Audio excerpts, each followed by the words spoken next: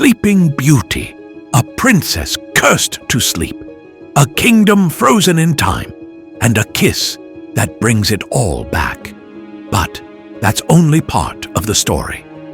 Long before Disney's Sleeping Beauty, this tale was told very differently, passed through generations as a warning, a mystery, and sometimes something much more unsettling. The story changed over time, reshaped by fear, fantasy, and the desire to soften the edges.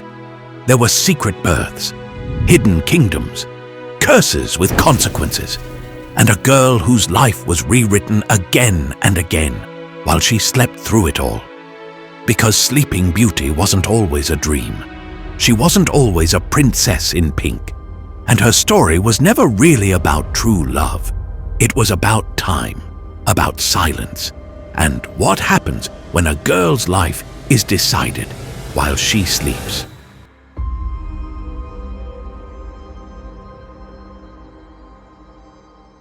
One of the earliest printed versions of the Sleeping Beauty tale comes from Giambattista Basile's Sun, Moon, and Talia. Before there was Disney's Sleeping Beauty, before the spinning wheel or the dragon, there was this story. And let me tell you, it's not for the faint of heart. There was once a king and his wife who gave birth to their daughter, Talia. Wise men then foretold what Talia's life would hold.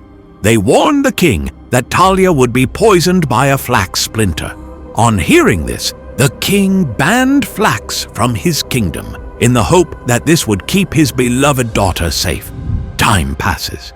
Talia grows up into a curious, bright young woman. One day, she spots something strange. An old woman spinning flax on a spindle. She's never seen anything like it. So, like any curious person would, she invites the woman inside. Talia touches the spindle, and in an instant, a splinter of flax slides beneath her fingernail. She collapses immediately, unconscious. The king finds her and assumes the worst. Stricken with grief, he locks her in the palace, declares it a tomb, and never returns. Years later, a different king stumbles upon the abandoned palace while out hunting. He explores the halls and discovers Talia still sleeping. He tries to wake her. He fails, and instead of leaving or seeking help, entranced by her beauty while she's unconscious, he does the unthinkable. Then he simply leaves. He doesn't know it yet, but he's left Talia pregnant with twins. 9 months later, Talia, still unconscious, gives birth to 2 babies. Luckily, some fairies assist with the birth. They place the newborns on her so they can nurse, and then a miracle. One baby, searching for milk, finds Talia's splintered finger and pulls the flax splinter out. Just like that, Talia wakes up. No prince, no kiss, no love story. She wakes up to twin infants, no idea they're hers, no memory of giving birth. One moment, she was trying a spindle. The next, she's a mother. And that's only the beginning. Time passes. Talia is raising the twins, named Sun and Moon, with the help of the same helpful fairies. Then one day, the king, the same king who took advantage of her, remembers her. He returns. Only this time she's awake and holding his children. He tells her everything, and somehow she's not horrified. They talk, they connect. He stays with her for days. They grow close. But there's a problem. He's married. Back in his kingdom, the queen notices something strange. The king keeps muttering the names. Talia, Sun, Moon.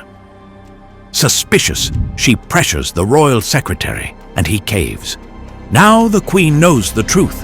Her husband has another family. So she takes matters into her own hands. She writes to Talia, pretending to be the king. She says, "Send the children. I miss them."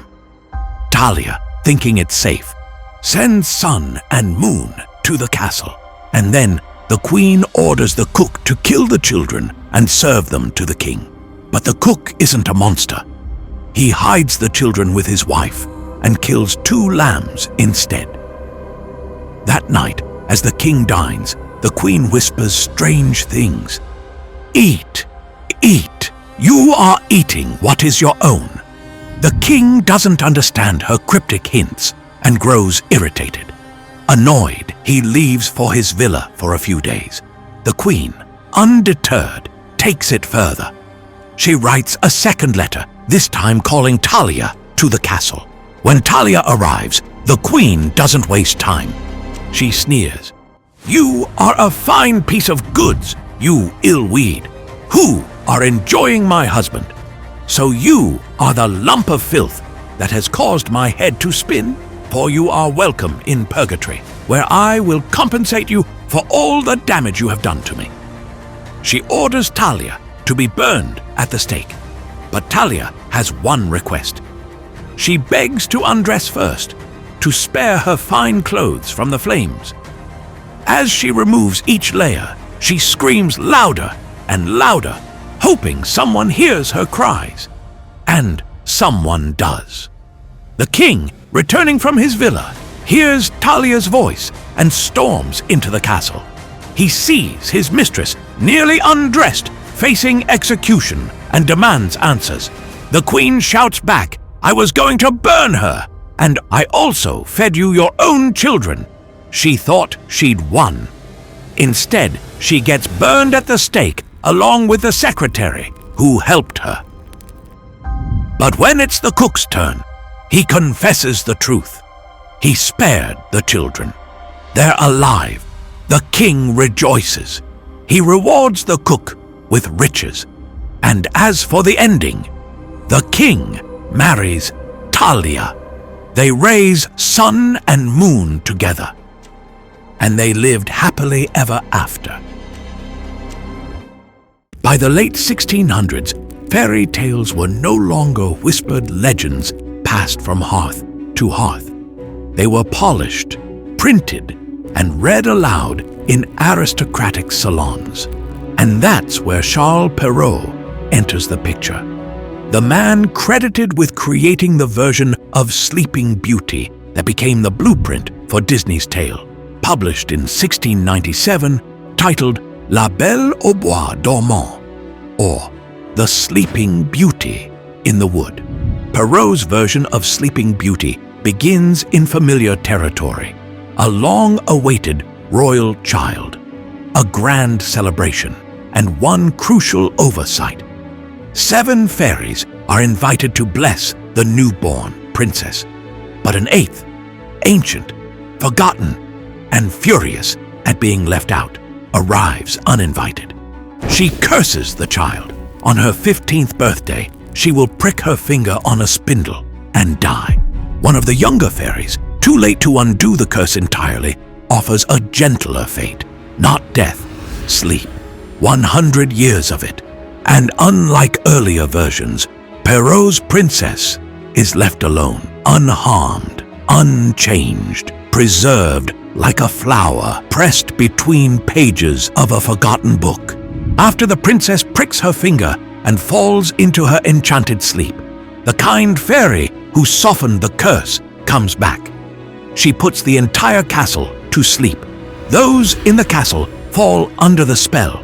Servants, animals, guards, so that when the princess wakes up, she's not alone. But the king and queen are not present when this happens. The king and queen had already left the castle earlier that day, leaving their daughter in the care of others. A century passes. The world moves on. A dense, enchanted hedge of thorns grows around the castle. Over time, many princes try to reach her and die, tangled and trapped in the thorns. The forest becomes a barrier of fate and a graveyard. When 100 years are up, the prophecy fulfills itself. The forest parts on its own. And then a prince stumbles upon her forgotten castle, swallowed by thorns. The prince doesn't battle anything. He's simply in the right place at the right time. He climbs the tower, finds her. There are no words exchanged, no names, just a kiss. And it works. She wakes, she smiles, she thanks him. They talk, they fall in love. They have a daughter, Aurore, morning, and a son, Jorde. They marry, but in secret, because he's still a prince, not a king. Eventually, the old king dies, and the prince becomes king. He brings his hidden family into the palace. And that's when the real danger begins. His mother, the Queen Mother, is not like other villains. She is, quite literally, an ogress. Perrault tells us this outright. She has ogre's blood, a taste for flesh, and a terrifying appetite. But now, she sees an opportunity. While the king is away at war, the Queen Mother seizes control. The Queen Mother plots to eat her own grandchildren and daughter-in-law. She demands the cook to prepare them one by one. But the cook, unable to act on these wishes, spares them. He hides them in his home, swapping in lamb, goat, and venison instead. For a while, the lie works, until it doesn't. The Queen Mother discovers the truth, and she is furious. She prepares a punishment fit for an ogress, a pit filled with vipers. She plans to throw them all in. The queen, the children, the cook, anyone who defied her. But just before the execution, the king returns. He exposes his mother's crimes. The ogress, seeing her plans unraveled, doesn't beg or fight. She throws herself into the pit, consumed by the very monsters she summoned. After the Queen Mother throws herself into the pit of venomous creatures, peace returns to the kingdom. The king is reunited with his wife and children. Perrault ends the story on a gentle, almost subdued note. The royal family is finally safe and can live openly together. The conflict is over and they rule peacefully. And that's it. No more curses, no final twist. It ends neatly, almost abruptly. In classic Perrault fashion, he ties it off with a little reflection, sometimes a short moral or witty couplet. But the story itself concludes with the family restored and the monstrous mother-in-law gone. In 1812, the Brothers Grimm published their version of Sleeping Beauty, Dornröschen, or Little Briar Rose. The Brothers Grimm included Dornröschen in the first edition of their children's and household tales in 1812. The Grimm's version starts out with a king and queen who had been longing for a child.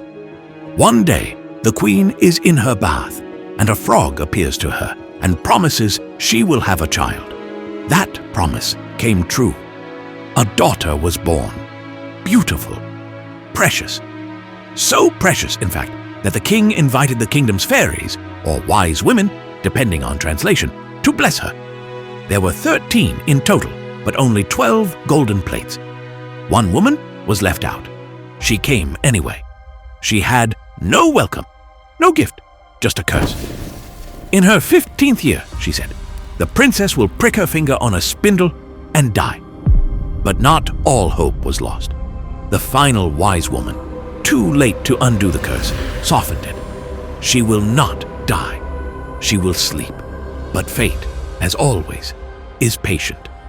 On her 15th birthday, alone in the castle, the girl found an old tower and inside an old woman spinning flax. Curious, she reached for the spindle. One prick later, and the entire castle fell asleep. Cooks freeze mid-stir. Dogs stop barking. A kingdom paused by fate. For 100 years, the castle waits. The outside world forgets. Only the story survives. The myth of a cursed girl hidden behind a wall of thorns. Many try to reach her. They all die. The forest itself becomes her guardian. A living graveyard of fools who thought they could conquer fate. Then, 100 years later, exactly, another prince arrived. He found her in the tower, and when he kisses her, she opens her eyes. No rage, no questions, Only love. And the king and queen and all the court woke up, and they all looked at each other in great astonishment. After that, the prince and the princess were married, presumably that same day, and they lived happily ever after. That's it. It's unnerving in its silence. No ogresses, no secret children, no trials, no character growth. No villain is punished, because in this version, fate is the only antagonist, and they live happily ever after. But a century later, when Disney adapted Sleeping Beauty in 1959, the story shed its thorns for Technicolor magic. The Disney movie starts out like this. Once upon a time, because of course it starts that way, a royal celebration welcomes the long-awaited birth of a princess. She's named Aurora, a nod to the dawn, and betrothed at birth to a neighboring prince. A political alliance wrapped in fairy tale tulle. 3 fairies, Flora, Fauna, and Merryweather, arrive to bestow gifts. One offers beauty, one offers song. And then, just as the final blessing hangs in the air, darkness enters the room. She isn't just a villain. She's the story's shadow. A fairy too, but one steeped in vengeance. Maleficent. Her curse is clean, cruel, and final. Before the sun sets on Aurora's 16th birthday, she'll prick her finger on a spindle and die. But fate is softened, just barely. The 3rd fairy, unable to undo the curse, alters its course. Not death, but sleep. One that can only be broken by true love's kiss. The kingdom panics. Every spinning wheel is burned, and the princess is hidden, raised in a forest cottage by the very fairies who blessed her. Magic abandoned, identity erased, even her name changed to Briar Rose.